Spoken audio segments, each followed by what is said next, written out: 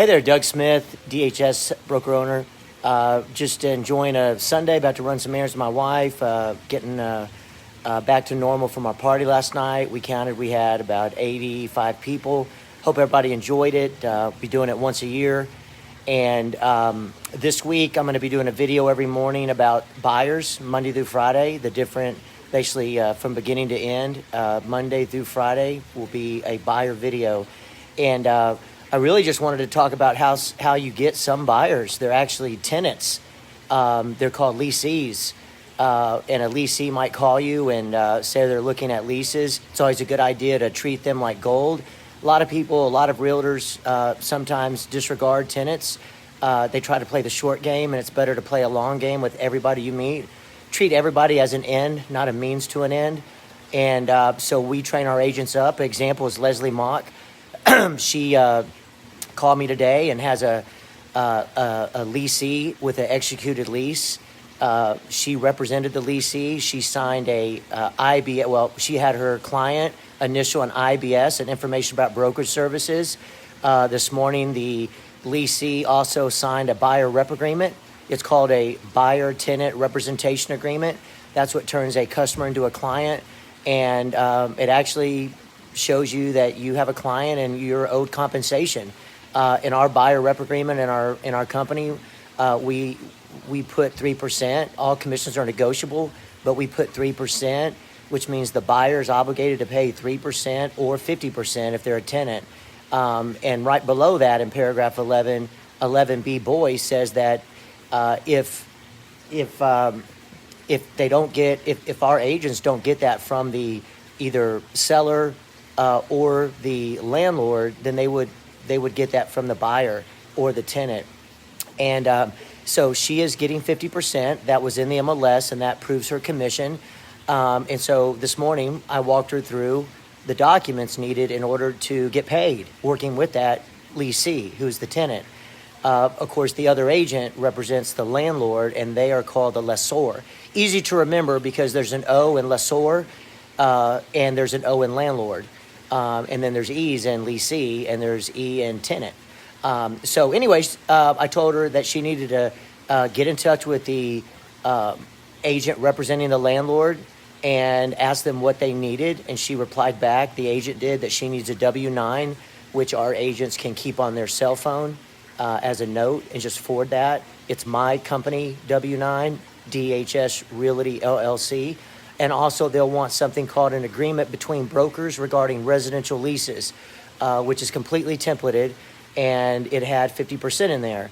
I also add another part to that document at the bottom. I put 3%, which means that if your tenant turns into a buyer, if you stay in touch with them, which you should, if they buy that property in the future, you could get 3% because that's your client. So you want to definitely fight for that 3% in the agreement between brokers at the bottom. And I template that in everybody's agreement between brokers regarding residential leases. So she got the IBS signed by initial by her client. She got a buyer rep initialed, and she signed the buyer rep agreement. Then she sent a W-9, which is in my brokerage intra-office website, but she also had it on her phone. And then she got an agreement between brokers regarding residential leases. That's what the two agents signed. She sent that over along with the lease app, and a few days later, the landlord agent replied back with a thumbs up, kind of like Gladiator, and said that her client got the home. So then the landlord agent sent a lease over, and that's going to get executed today. There is no mention of your commission in a lease. That's between the landlord and the tenant, and there are a lot of agents that believe that that is where your commission is, and it's not. So you absolutely want to have an agreement between brokers regarding residential leases. From this point on, what she'll do is most likely she'll gather some monies from her tenant, who is the leasee. Used to be there's checks, but today we don't do checks. Even on the sales side, everything's usually a money wire. And so there'll be a money wire that goes from her leasee, her tenant, to the landlord, and that will be the security deposit. And then of the first month's rent, when it's paid, and only when it's paid, the first month's rent, that will be how the commission is dictated. And under our agreement right now, it's going to be 50% that she'll get. So it's a $2,495 lease. She'll make half of that, 50%, which is over $1,200. And that will be paid out right around the time that the first month's rent is paid by her client, the leasee, who is the tenant, who became a client, who first was a customer and became a client after she signed a buyer rep agreement. So that's pretty much it. And then she's going to go and pay the first month's rent. She'll pay a security deposit that will be made out to the landlord. And then when the tenant goes in the property, they're going to fill out a condition form and just walk around the building and make sure they note any discrepancies so that those discrepancies are shown before move-in. And that way, in a year when the lease is up, nothing's taken out of the security deposit. If they find a dent in the wall, you need to really take your time filling out that condition form. Other than that, we would love for anybody watching this that's not with us to reach out to us, and we'd be happy to talk about how easy we make it on our agents for leases. And again, we're a company with no caps, no splits, no BS. We had a great party yesterday.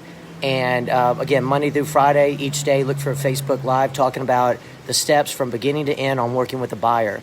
So I'll start Monday and go all the way to Friday, and we'll be doing our training. I never do a training schedule.